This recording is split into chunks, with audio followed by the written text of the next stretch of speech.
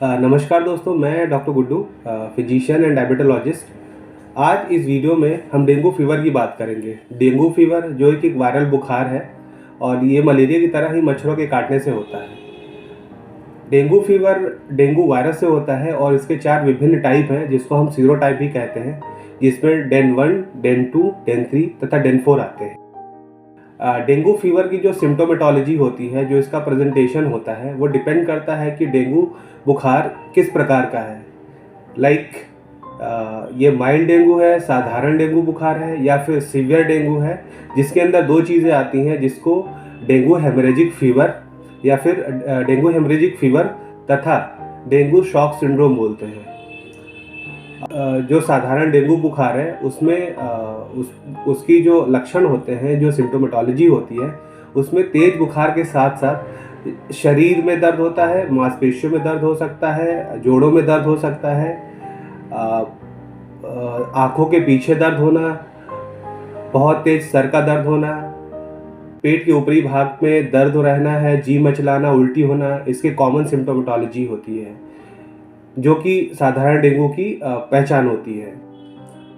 अगर हम बात करें जो सीवियर डेंगू है, जिसके अंदर डेंगू हेमरेजिक फीवर आता है तथा डेंगू शॉक सिंड्रोम आता है। डेंगू हेमरेजिक फीवर में जो अभी तक बताया गया जो साधारण डेंगू के सिम्टोमेटोलॉजी है, ये सारी चीज़ें हो सकती है।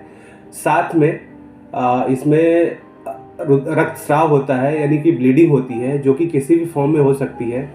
ये ब्लीडिंग मुंह के रास्ते, लैट्रिन के रास्ते, पेशाब में लाल मूत्र का होना, महिलाओं में ये जो होता है आकस्मिक मेंस्ट्रुअल ब्लीडिंग, यानी कि आकस्मिक माहवारी, यानी कि पीरियड के फॉर्म में होता है, जो कि हैवी हो सकता है और बहुत ज़्यादा ब्लीडिंग हो सकती है। अगर हम डेंगू शॉक सिंड्रोम की सिम्टोमेटोलॉजी की बात करें तो डेंगू शॉक सिंड्रोम को हम अभी तक जितने भी सिम्टम्स बताए गए हैं, ये इनमें से सारे सिम्टम्स हो सकते हैं।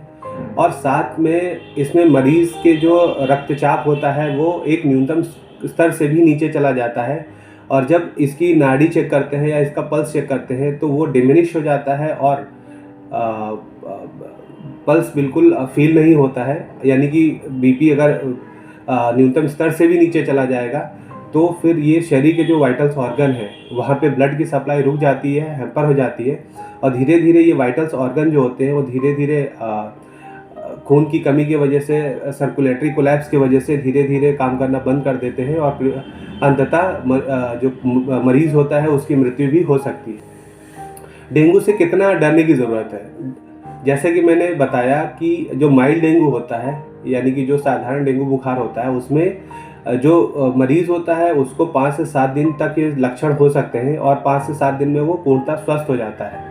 और साधारण डेंगू के मरीज़ों में जो मृत्यु का डर होता है, जो मृत्यु का खतरा होता है, वो बहुत ना के बराबर होता है। लेकिन अगर पेशेंट को सीवियर डेंगू है, यानी कि डेंगू हेमरेजिक फीवर या फिर डेंगू शॉक सिंड्रोम है, तो ऐसे मरीज़ों की जो इलाज होता है वो अगर समय पर ना स्टार्ट किया जाए तो ऐसे मरीज़ों में मृत्यु का खतरा बहुत ज़्यादा बढ़ जाता है, और इवन ऐसे मरीज़ों को आईसीयू में रखकर उसका ट्रीटमेंट होता है।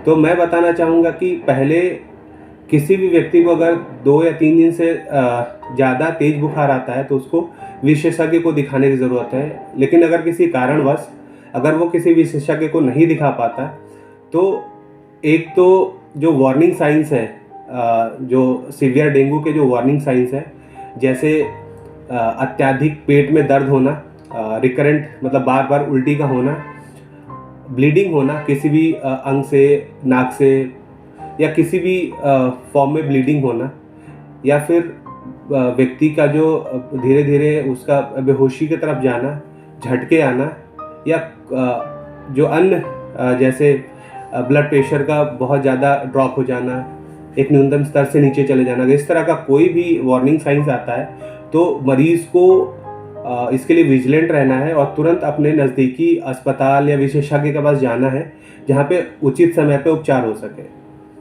बाकी और कुछ चीज़ें हैं, जैसे अगर उसका 2 से 3 दिन का बुखार आ रहा है मरीज़ को और अगर वार्निंग साइंस नहीं है तो एक सीबीसी की जांच अवश्य करवाएं, जिसके अंदर हम प्लेटलेट की संख्या देखें, अगर प्लेटलेट की संख्या 1 या 1.5 लाख से ऊपर है तो घबराने की ज़्यादा ज़रूरत तो नहीं है, लेकिन वॉचफुल रहना है इन वार्निंग साइंस को लेके। और एक और चीज़, इसमें हाइड्रेशन का बहुत रोल है, बिकॉज़ यहाँ पे आपको पानी, बहुत अत्यधिक तरल पदार्थ लेने हैं, चाहे वो पानी हो या जूस हो या किसी भी फॉर्म में सेमी सॉलिड डाइट हो, इसको अच्छे से लेना है, बॉडी को हाइड्रेट रखना है। और बुखार अगर 100 से ऊपर आता है तो एंटीपायरेटिक्स लेना है, जिसको हम पैरासीटामोल बोलते हैं। वो वयस्कों में ये 650 mg ले सकते हैं। अगर बच्चे हैं जो 12 साल से ऊपर हैं या 14 साल से ऊपर हैं तो उनमें हम पैरासीटामोल की 500 mg की गोली दिन में 3-4 बार दिया जा सकता है। प्लस जो स्पॉन्जिंग होती है जिससे बुखार को उतारा जा सकता है, वो करें। तो डेंगू के रोकथाम के लिए मैं बताना चाहूँगा, यहाँ 2 उपाय हैं हमारे पास। पहली चीज़ कि जो इसका मच्छर है, इसको हम टाइगर मस्क्यूटो बोलते हैं, इसको एडिस एजिप्टी भी बोलते हैं, इसका जो एक साइंटिफिक नेम है। इसको पहचानना बहुत ही ईजी है। ये इसके जो शरीर होता है उस पर वाइट कलर की धारियाँ होती है, जिसके कारण इसको हम टाइगर मस्क्यूटो भी बोलते हैं। और ये जो मच्छर होता है वो दिन के समय एक्टिव होता है, यानी कि दिन में, दोपहर और शाम को ये बहुत एक्टिव होता है और उसी समय मच्छरों को, उसी समय व्यक्तियों को काटता है। तो उस समय हमें सावधान रहने की ज़रूरत है। पहली चीज़ तो ये मच्छरों के प्रजनन पे रोक लगाना है। दूसरा, मच्छरों के काटने से बचना है।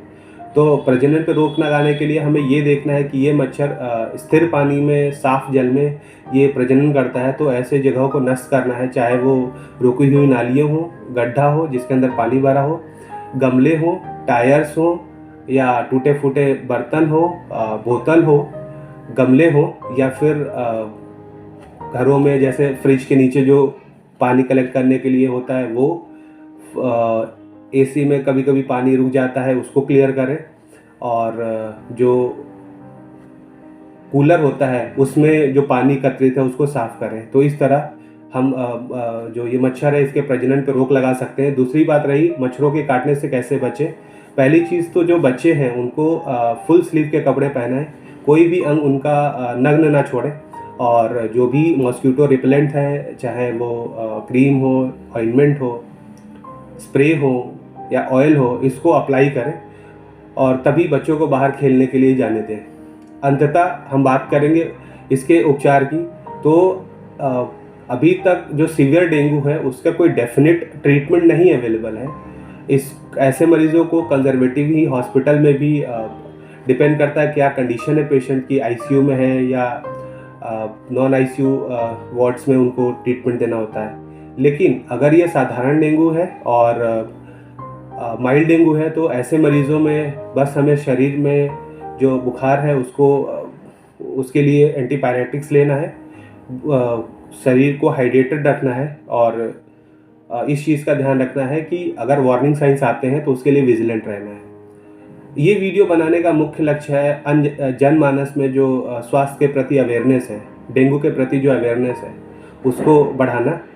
और अगर आपको इस वीडियो से रिलेटेड या किसी भी प्रकार की कोई स्वास्थ्य संबंधी अगर जानकारी लेनी है या फिर किसी विषय पर चर्चा करना है तो आप नीचे कमेंट बॉक्स में लिख सकते हैं। धन्यवाद।